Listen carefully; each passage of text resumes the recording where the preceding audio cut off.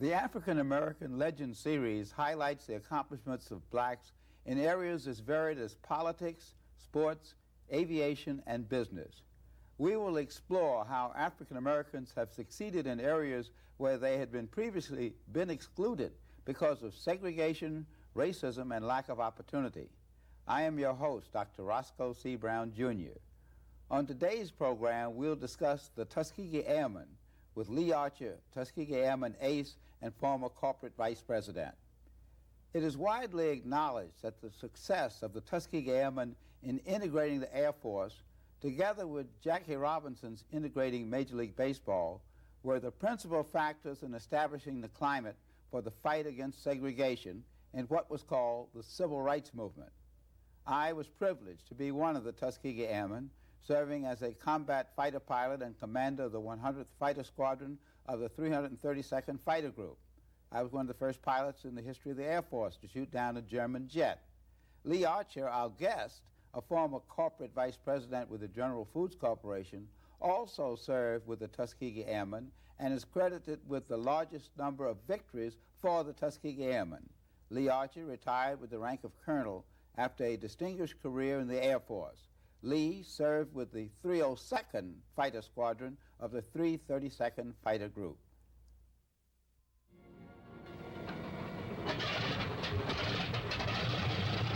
It's morning, 20 miles from the enemy. These are American boys going the morning fighter patrol. They're flying over Italy, and there are others like them flying over Burma, over the coast of Holland, over China, and over Germany, in search of the enemy. The history of African Americans fighting for their country goes back to the Revolutionary War and carries through all of the wars in the nation's history. World War II saw over 1.5 million African Americans serve in all branches of the military. Now, Lee Archer, just how did the Tuskegee Airmen experiment get started? Well, it started based on a report, a study group after World War I, before World War I, in which the military had decided that the system in the South was the system that would be in the military, throughout the military. And they made a decision that black military men in those days could not fight, despite our previous experience with them, and that they didn't have the ability, the leadership ability, the qualities to do it. The black press in those days and the NAACP, Urban League, and other civil rights groups complained about this sort of treatment, that they ought to be able to be parts of all of the military. Their continuous complaints and the attention brought to it, and World War II starting, made the government rethink it. And they decided they would have a small group of the most prestigious and the most difficult service, the Army Air Corps. They would try to see whether or not black young men could qualify for this kind of duty. There had never been blacks in the Army Air Corps in any shape or form. In fact, when I first applied, they informed me flat out that they had no blacks in it, they had no plans to have blacks in it, and there was no use even applying. And this happened to most of us. And it's very interesting that President Franklin Roosevelt and his wife, Eleanor Roosevelt, were very instrumental in this, because on one hand, Roosevelt himself was not a great integrationist, but his wife had tremendous social consciousness. And she actually went to Tuskegee and flew with Chief Anderson, who was our test pilot and chief instructor pilot, to find out how it was to fly with a black man. And when she went back, she told Franklin that those men are perfectly marvelous pilots. You ought to give them a chance. Plus the fact the NAACP was talking about suing them. That's correct. And in fact, one of the young men in Washington at Howard University had already prepared a suit with the NAACP as his counsel. And I think a lot of it had to do with them trying to prevent this suit from coming up. The idea was that we'll give them a chance, they'll fail, and we'll have this problem behind us. Most people don't know that there was actually an official study written in 1925 which said that blacks didn't have the intelligence, the physical stamina, or the courage to be pilots and to fly airplanes. And of course, that's what the experiment was about. Is it true? Yes, that's true. And that's the study group we were talking about. It started actually before World War I, and they continued it for a number of years by the leadership in what was then the War Department, the military. Well, how did the Tuskegee Airmen end up at Tuskegee? Well, they were looking for a place to do this. They did not want to put us into the system. The system was in those days that you took primary in one base, basic somewhere else, advanced somewhere else. So rather than have us integrate the services at all, they decided to build a base, a small base, just south of Tuskegee Institute. That's where the name comes from, where they would train us. They would give us primary, basic, advanced, and fighter training at the same little installation. And that's how we got it. Well, part of that, I think, was the Tuskegee Institute, which was founded by Booker T. Washington, was a prestigious African-American institution in Alabama. And because of the need to have good weather for training, they said, well, let's set it up at Tuskegee, although at that time, the NAACP was really opposing this because they wanted the black trainees to go to different places with the white pilots. But the fact is, in retrospect, we can see that Fred Patterson, who was the president of Tuskegee, was right, because if they had sent us individually to various white bases, none of us would have gotten through because of the racism that existed at that time. Oh, I'm quite sure that's correct. I think that the fact that we didn't integrate at that time gave us a chance because they evaluated us on a separate standard. If we had been integrated, one at a time they could have picked us off on a number of things. It was very easy to lose your position in the Air Corps. Well, let's take a moment and look at some of the training that was done at Tuskegee Airmen in a film that was done by the Air Force in 1944, narrated by Ronald Reagan. They took a train into the future. They didn't know what the future would be, but many hoped they'd get the chance to fly and fight in the air. Some wanted that chance more than anything in the world. Deep inside Alabama is a famous school called the Tuskegee Institute. It was founded on July 4th of 1881. And since that Independence Day, it has graduated many thousands into agriculture, into science, into industry. This school was the first of its kind, and its founder, Booker T. Washington, was a pioneer who broke open a road for others to follow. This man had a dream, and the dream became stone.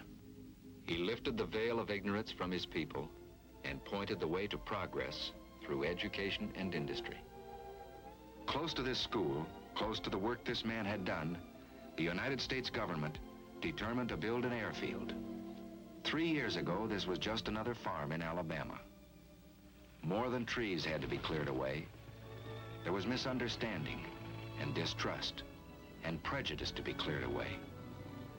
3 years ago, there was only an idea. But ideas are powerful things. And today, there are fighter planes flying overhead. Instead of swamp and yellow pine, there are hangars, repair shops, barracks. Instead of patches of corn, concrete flight strips. But that's not enough. You can't make a fighter squadron out of concrete and aluminum and a can of paint. It takes men.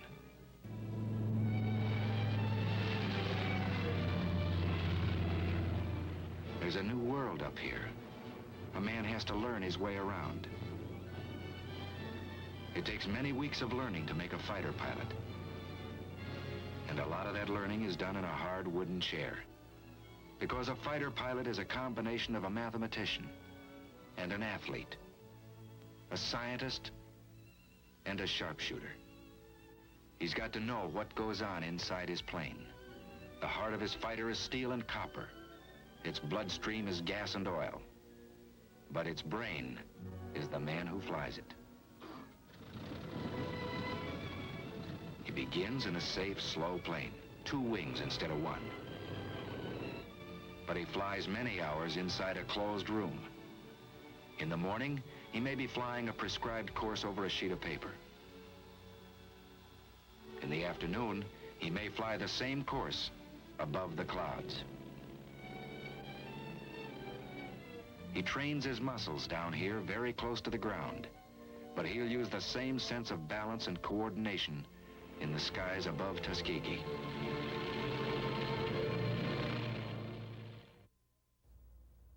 Now, Lee, after we completed all that rigorous training, how did we get into combat? Because that was really the issue. But at the time, it was a question as to whether they were actually going to send the 332nd to combat. And as a result of that, the 99th did get over to North Africa.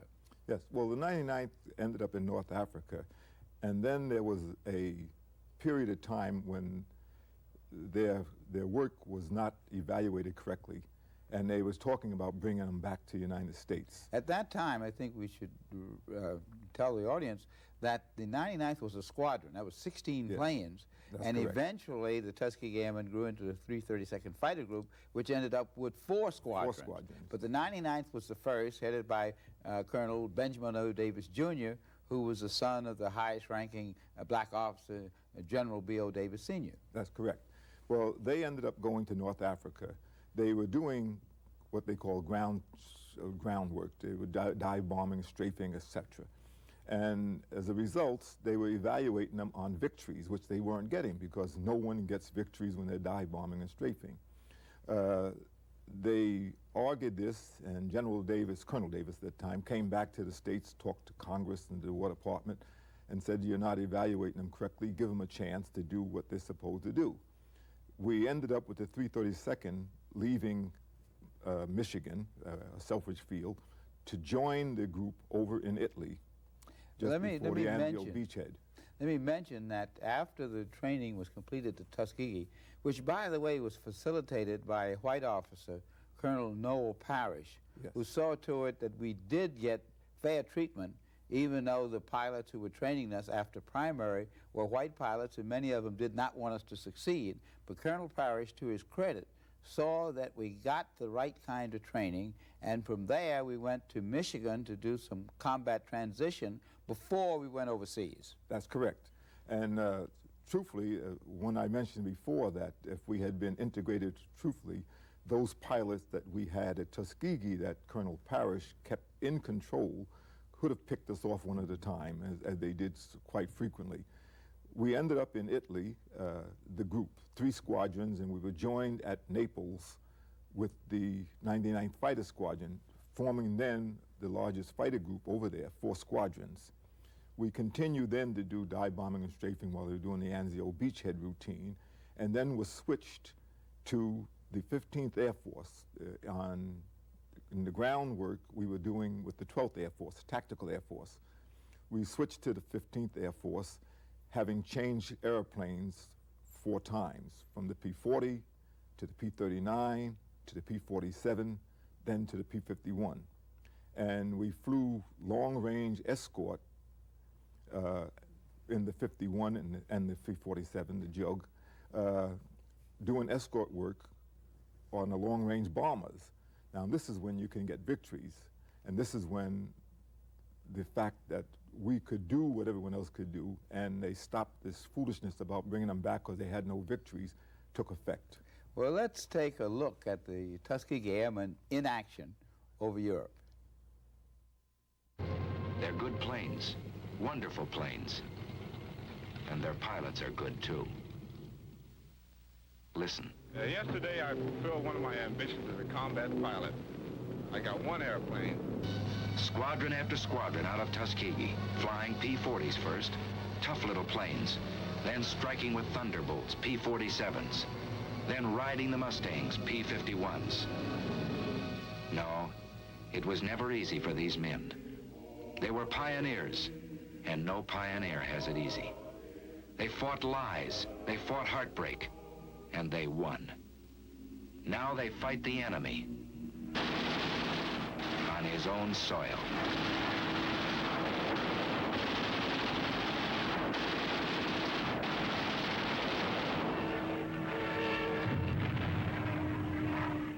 They fought the enemy not without loss. You know, Lee, those pictures make it feel like it was just yesterday when we were flying those missions. You know, we were escorting literally hundreds of bombers, B-17s, B-24s, at 24 and 25,000 feet over the various European capitals, over Vienna, over Budapest, over Bucharest, over Prague, and really escorting those bombers so that they didn't get shot down, so much so that the Tuskegee Airmen accomplished a record that no fighter group in history accomplished. That is, we never lost a bomber to enemy fighters. And you were our ace. You shot down 5 planes at various times. And I think it'd be interesting to hear you describe your first victory. Well, that's often after me, Roscoe, and one of the problems with it is that it is not as you see movies today. Movies today, you're right behind the person, the gun's correct for it and all. In those days, you had a gun sight and you had to take a lead on the airplane. And I remember that I used to think about it as watching a movie, seeing the little screen in front of me, the little glass with the little ring on it, and you could. I remember that I was at Lake Ballachan at that time, and fighters was a big melee all over the place. And I picked up on a fighter that had run past me, so I ended up in front of him, behind him rather, and him in front of me. And he was making a sharp turn trying to stay out of the gun sight. Well, the idea is you have to pick him up and then take a lead on him, guesstimating how fast and how much he's going to turn so that when your bullets get to where he's going to be, it happens. And I followed him around quite a bit, diving down and turning around, and finally got enough lead that I hit him. And you could see pieces of the airplane fly off. I always think that he got out. It makes me feel better. You know, that's part of the comradeship of airmen, regardless of what country they're fighting for, that because flying itself is so dangerous, we didn't try to shoot down an airman who bailed out, and we would hope, in a sense, that they were safe. On the other hand, that really wasn't very sensible, because if they were saved, they would come back with another airplane the next day to get you. You know, I shot down one of the first jets over Berlin, and it was really basically the same thing. We were escorting these B-17s high over Berlin, and the jets started attacking, and they were about maybe 1 1/3 times faster than we were. And as a result, I had to do a little trickery. And instead of going straight at them, we went back behind them, dropped back, and feinted out to the left, and then came back in. And at that time, we had to use that estimate of how far you'd go, and we actually got him. It blew up, and I could actually see him bail out. And those are the kind of things that make heroes. But the thing that you and I are most proud of in Tuskegee Airmen is the fact that we showed it could be done when they said it couldn't be done. That's the part I like about it. And the thing I try to tell young people today is that never let anyone else tell you what you can or can't do. If you don't try, you'll never know. So take on the charge. They said we couldn't do this. In fact, one of the jokes was they said we didn't have the coordination to do it. This is silly. I mean, and it shows you how silly some of the concepts or the precepts about blacks were held by whites in those days. And unfortunately, in too many cases, are still held.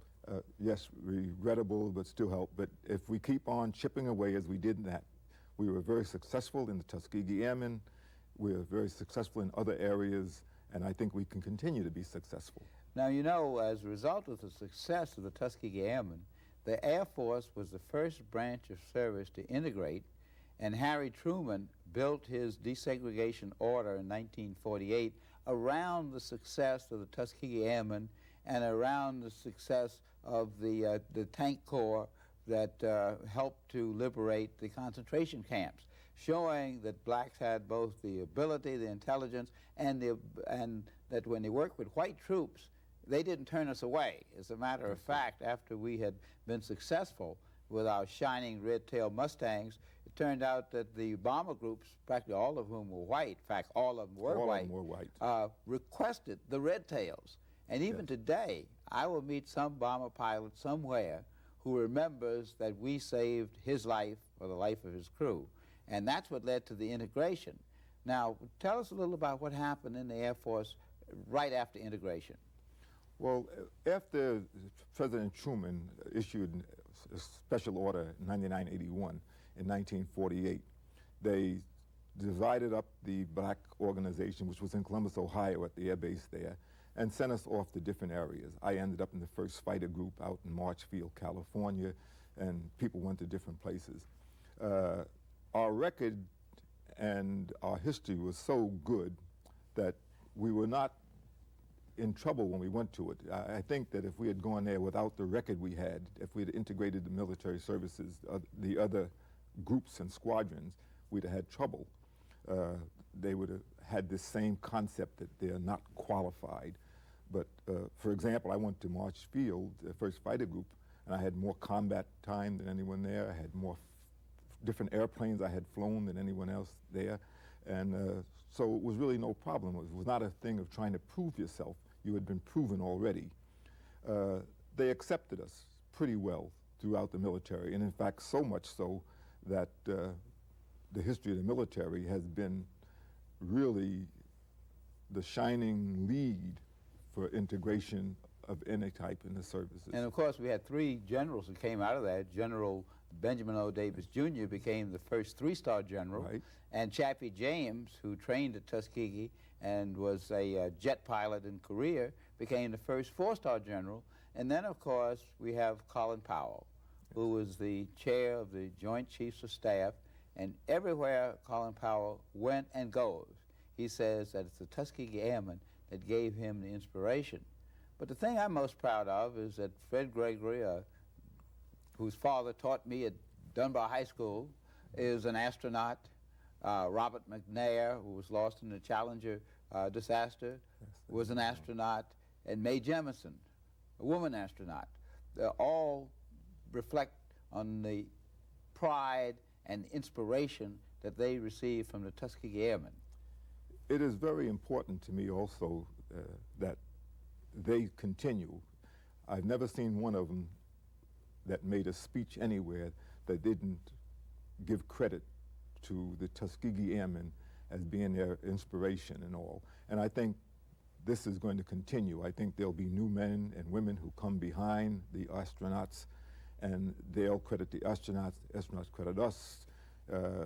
It's a continuing stream of people supporting, of one group building on the group before them, which is. Well, let's talk about the success of the Tuskegee Airmen, such as yourself, after the Tuskegee Airmen experience and Air Force experience. You were a corporate vice president at General Foods Corporation, one of the largest corporations in the country, but we had other successes. Oh, we had a number of other successes.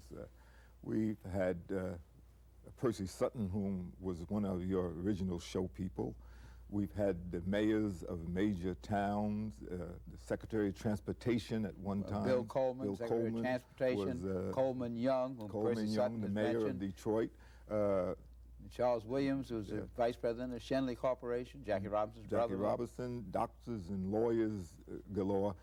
They were a very special group, and I have been very, very proud to have been one of them. Well, what's the message you'd want to leave with young African Americans and other young people who are not African American in this multicultural world we live in? Well, truthfully, that you can't judge anyone by their color or by their by any standard. You judge them as a human being, and if they can work on that and see people as individuals and give them their chance, they'll find out that they're more alike than they are different. I think that's a very good multicultural message, because in these days where they talk about political correctness, this is, oh, we're doing this just to do a favor. We're doing this because this makes the world better. The Tuskegee Airmen, by not losing a single bomber, saved a lot of lives, and all of them were white in that instance. But more than that, they saved democracy, in a sense, because it helped to break the barriers that caused this segregation and discrimination, which was really just so painful. The sad thing, of course, is that, unfortunately, some of it still continues. It is, but I think one thing is very important about it, and that is that we've shown a pattern that you can be successful if given a chance, and so never give up. Okay, thank you, Lee Archer, for giving us that message. The saga of the Tuskegee Airmen is one of the great stories in American history. Lee Archer and I are proud to have had a role in creating a path for other youth to fly high and far into the wild blue yonder. Thanks to Lee Archer for sharing his Tuskegee Airmen experiences with us.